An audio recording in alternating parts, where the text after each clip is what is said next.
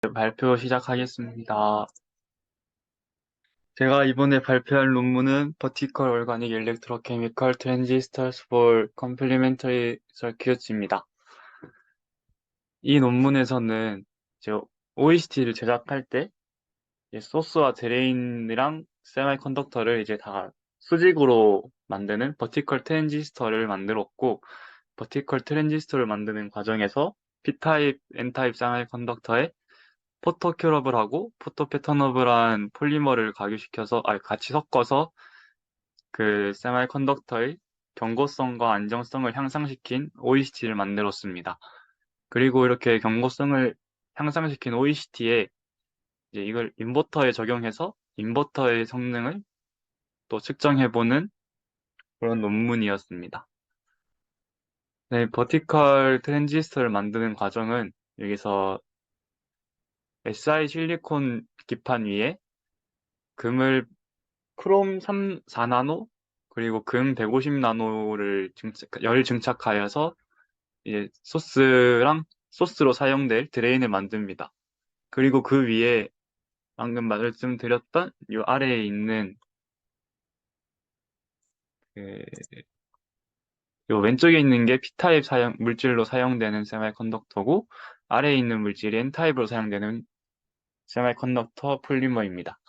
그리고 여기 오른쪽에 있는 신셀이라고 신라메이트 셀룰로스 폴리머가 앞서 말씀드렸던 포토큐러블하고 포토패턴너블한 폴리머입니다.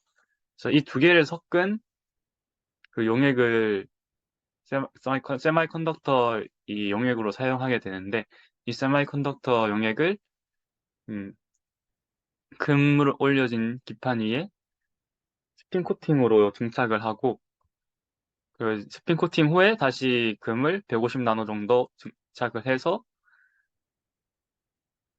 OHT 구조를 만든 후 PBS 롤 전해질로 사용하여서 이 OHT 소자를 완성하게 됩니다. 이 구조를 측면에서 보았을 때 C와 같은 그림이 되는 것을 볼 수 있고 이 세마이컨덕터는 대략 100나노 정도의 두께로 쌓인다고 이 논문에선 말하고 있습니다. 여기서 이제 신셀이라고 하는 것이 사용됐는데 이것이 어떤 역할이 있는지 이제 뒤에서 한번 더 말씀드리겠습니다. 네, 이 신셀을 사용한 이유는 신셀을 사용함으로써 이제 A에서 이 P타입 반도체에서 동일하게 헤이트 센서로 봤을 때 그리고 페이즈로 봤을 때 둘 다 이 표면이 좀 더 거칠게 된 것을 확인할 수 있었습니다. 그리고 N타입인 호모지 DPP 세마이컨덕터와 신셀을 섞었을 때도 표면이 좀 더 거칠어지는 것을 확인할 수 있었습니다. 그래서 이렇게 표면이 거칠어지면서 세마이컨덕터의 전체적인 경고성과 안정성이 향상된다고 이 논문에서는 말하고 있습니다. 그리고 이 신셀을 섞은 것과 섞지 않은 것에 GI 왁스도 측정을 해보았는데 이 GI 왁스를 측정하였을 때 P타입에서는 라멜라 스테이킹은 20.2 옴스트롱 그리고 파이파이 스테이킹은 3.6 옴스트롱으로 신셀을 섞었을 때도 일정하게 유지되어 이제 전기적 성능에는 큰 방해를 하지 않은 것으로 나타났습니다. 하지만 이제 N타입에서는 그 파이파이 스태킹은 3.6옴 스트롱으로 일정하게 유지됐지만 라멜라 스페이싱은 20.2옴 스트롱에서 19.6옴 스트롱으로 살짝 감소하는 것을 확인할 수 있었습니다. 그렇게 이렇게 신셀을 사용해서 그 안정성을 높였을 때 가장 이상적인 비율이 9대2의 비율이라고 이 논문에서는 말하고 있습니다. 이 사이클을 여러 번 돌렸을 때도 9대2의 신셀 비율을 섞은 폴리머에서 이제 가장 안정적인 모습을 확인할 수 있었고, 이 드레인에 따라서 그 트랜스퍼 커브를 측정했을 때도 이제 9.2였을 때가 8.3이나 6.4였을 때보다 좀 더 안정되게 나오는 것을 확인할 수 있었습니다. 그래서 전체적인 P타입과 N타입의 성능을 측정해 보았을 때 P타입은 드레인을 바꿔가면서 측정을 하였을 때 아래와 같이 드레인에 따른 성능을 확인할 수 있었고 B에서도 드레인에 따라서 이 트랜스 컨덕턴스가 점점 증가하는 양상을 보여주고 있습니다. N타입에서는 N타입에서도 P타입과 동일하게 이제 드레인에 따른 트랜스퍼 커브를 측정했고 트랜스 컨덕턴스도 드레인의 크기가 증가함에 따라서 잘 증가하는 모습을 관찰할 수 있었습니다. 그래서 이 버티컬하게 만든 OECT가 지금 왼쪽에 저희가 일반적으로 알고 있는 소스 드레인 위에 세마이 컨덕터를 올리고 그 위에 이제 전해질을 올리는 그냥 평면 구조의 OECT랑 비교했을 때 트랜스 컨덕턴스랑 온오프 비율에서도 버티컬한 OECT가 플래너한 OECT보다 좀 더 우세하다는 것을 확인할 수 있었습니다. 이 버티컬한 OECT 이제 안정성을 측정해 보았는데 이제 대략 한 5,000번 정도 측정을 하였을 때까지도 이 안정성이 P타입과 N타입 모두에서 안정적으로 나타나는 것을 확인할 수 있었습니다. 그리고 이 C 초록색으로 되어 있는 게 P타입인데 여기서 P타입의 이제 온타임을 측정하였을 때는 425 마이크로세크, 오프타임은 85 마이크로세크로 측정이 되었고 이제 이거에 대한 EIS를 측정했을 때도 FC가 한 500Hz 정도에서 이제 세츄레이션 되는 구간을 보였음을 알 수 있었습니다. N타입 반도체에서는 온타임이 366 마이크로세크 그리고 오프타임이 45 마이크로세크로 나타났고 EIS를 측정하였을 때 FC가 대략 1200Hz 정도에서 세츄레이션 되는 구간을 확인할 수 있었습니다. 이렇게 이제 앞서서 P타입과 N타입의 성능을 측정해 보았고, 이를 이제 인버터로 활용하는 데이터가 있었습니다. 여기서 이제 A의 구조가 인버터의 구조인데, 이를 이제 좀 알기 쉽게 설명하기 이렇게 표현해 봤습니다. 이 왼쪽에 있는 게 아까 봤던 그 인버터 제작하는 과정인데, 이거 하기 전에 이제 그 평면 구조로 만든 인버터에서는 이런 식으로 VDD, Vout, V그라운드로 각각이 이제 P타입으로 봤을 때 이게 소스 드레인 하나, 그리고 N타입 이 소스 드레인 하나 이런 식으로 묶여있는 그냥 인버터라고 구조라고 생각하면 편할 것 같습니다. 이 상태에서 얘를 이제 수직으로 세워서 VDD가 맨 밑으로 가고 V그라운드가 맨 위로 올라간 그 구조가 이렇게 만들어진 과정이라고 보면 될 것 같습니다. 그래서 아래에 VDD를 증착하고 그 다음 P타입 세미컨덕터 그 위에 Vout 그 위에 N타입 세미컨덕터 그 위에 V그라운드를 깔아서 인버터 깐 후에 이제 PBS 전해질을 올려서 최종적으로 인버터 구조를 만들게 됩니다. 인버터의 작동 원리는 이제 Vin이 P타입이 작동 가능한 Vin을 주게 되면 이제 VDD랑 Vout이 동일하게 출력이 됩니다. 그러면서 P타입이 가동 가능한 전압을 흘려주면 Vout으로 이제 0.7이라는 그 전압값이 나오게 될 것이고, 이제 N타입이 작동 가능한 Vin을 그거 입력하면 V그라운드 0으로 고정된 이 값과 같은 Vout이 출력되게 됩니다. 그래서 이렇게 만든 인버터의 이제 그 방금 말씀드린 온오프를 측정한 게 요 이제 D의 그래프인데 여기서 보시면 이 0과 0.7을 계속 왔다 갔다 하고 있잖아요. 이게 나타내는 게 P타입과 N타입에 가능한 이제 전압을 계속 골고루 주면서 걔가 0이랑 0.7 사이를 왔다 갔다 하는 것을 보여주고 있습니다.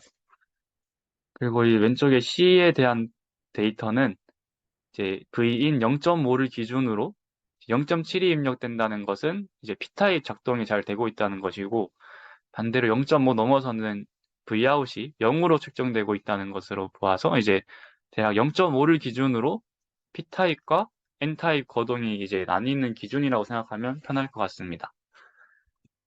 그리고 이 인버터를 이제 활용해서 이제 링 오실레이터라는 것을 만들었는데요. 이 링 오실레이터라는 것은 이제 주로 반도체 그 트랜지스터 성능 측정할 때 이제 많은 소자를 한 번에 다 측정하기 힘드니까 이를 링 구조로 계속 순환되게 만들어서 성능을 측정하는 것인데 이 원리가 어떻게 되는 거냐면 요거 제작하는 그림 보면서 하면 쉬울 것 같습니다. 이것도 마찬가지로 맨 밑에 VDD를 깔고 P타입 세미컨덕터 그리고 그 위에 Vout을 깝니다. 그리고 이 Vout 깔고 위에 N타입 세미컨덕터를 올린 다음 V그라운드도 이렇게 금을 증착시켜 줍니다. 그 위에 여기서는 앞서서 그 OECT들이랑 다르게 신셀로만 된 폴리머를 여기 한 번 더 코팅을 해준 후에 이 Vout 자리에 AGCL이랑 PBS를 올려서 이제 여기서 처음에 측정된 예를 들어 지금 이 구조에서 여기서 측정된 Vout이 여기로 나올 거 아니에요? 그러면은 이 나온 그 Vout 값이 그 다음 소자에다가 연쇄적으로 계속 작용을 일으키면서 P타입, N타입 신호를 계속 주고받는 그런 구조인데 그 구조로 이제 이 성능을 계속 측정했을 때도 0에서 0.7 사이를 계속 왔다 갔다 하면서 일관된 성능을 보여주고 있음을 알 수 있었습니다. 네, 결론입니다. 이 논문에서는 버티컬한 OECT를 만들면서 P타입, N타입 둘 다 포토 큐러블하고 포토 패턴너블한 폴리머를 섞음으로써 안정성을 향상시키고 경고성을 향상시켰습니다. 그리고 이 P타입과 N타입 OECT를 바탕으로 인버터를 제작하였고 그 인버터의 그 성능 측정하는데도 성공했다고 합니다. 그래서 이 버티컬한 OECT가 나중에는 플렉서블하고 스트레쳐블한 그런 디바이스를 만드는데 큰 도움이 될 것이라고 말하고 있습니다. 질문 있으신가요?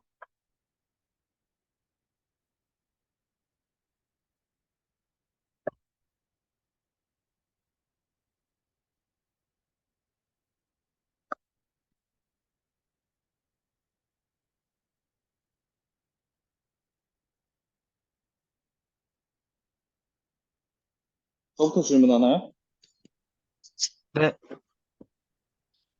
일단은 아까 GIXD 데이터에서 봤을 때 네, 제가 논문을 좀 참고해 봤을 때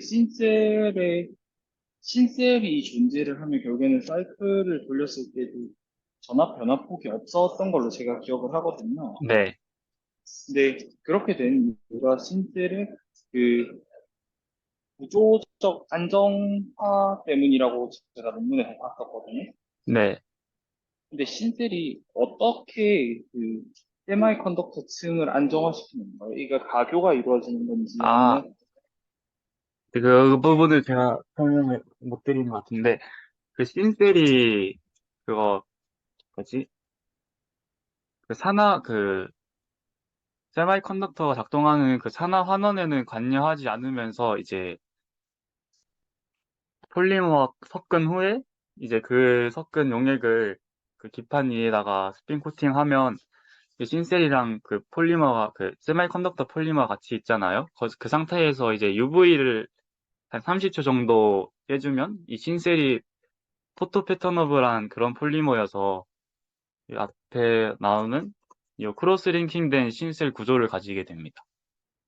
그래서 이 신셀 구조를 그 크로스 링킹된 신셀 구조를 가지면서 또 이제 그 전기적 성능에는 영향을 끼치지 않고 이렇게 표면을 좀 더 거칠게 만들면서 견고함과 안정성을 향상시킨다고 볼 수 있습니다.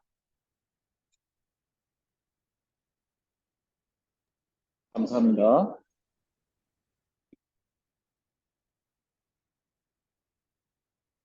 또 질문하겠습니다. 네, 이 표면이 신세 올리면은 거칠어진다고 하셨는데 네, 그 위에 버티컬 구조다 보니까 네, 신세 올리고 또 금을 증착하지 않습니까? 네. 그때 막 거칠어서 오히려 증착이 안 될 수도 있고 이런 문제는 없었을까요? 어, 그거에 대한 거는 논문에 없었는데, 근데 이 금을 그 열증착해가지고 증착하는 데는 크게 무리가 없지 않을까 생각은,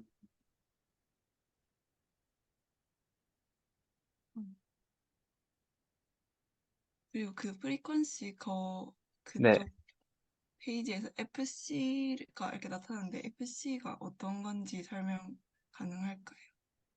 제가 이해가 이해한 잘 안 가. 네. 바로는 이제 그 OCT 측정할 때 그 프리퀀시가 이제 일정하게 되는 이 구간에서 이제 이온들의 움직임이 잘 나타나서 그 이온들의 움직임으로 인해 OCT가 작동하게 되는데 그 프리퀀시가 이제 일정하게 되는 구간을 FC라고 이 논문에서 말하고 있는 것 같습니다.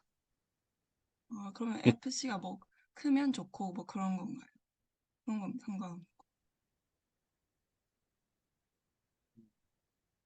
FC가 크면 클수록 이제 좀 더 이온의 움직임이 더 잘 나타날 수 있다는 걸 말해주는 것 같습니다.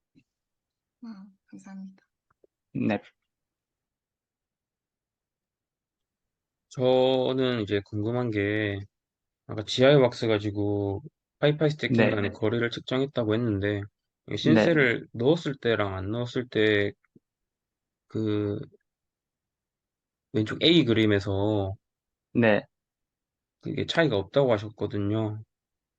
이게 저는, 저, 반도체 폴리머 사이사이에 네. 신셀이 같이 경화되면은 그, 파이파이 스태킹도 아마 거리가 조금 달라질 거라고 생각하는데 혹시 왜 안 변한지 알 수 있나요? 음,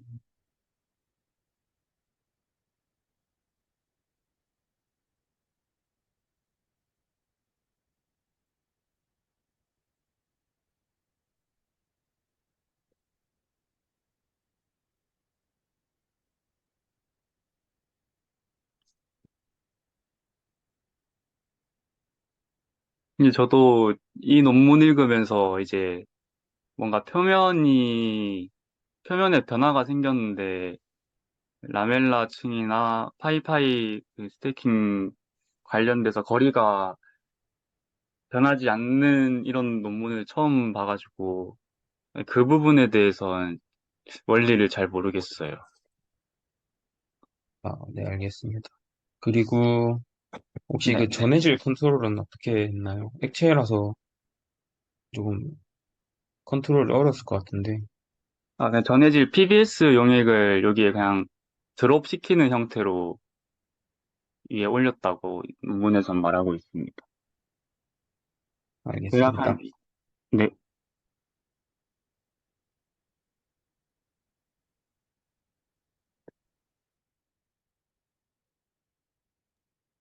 질문 더 없으면은 마무리할까요?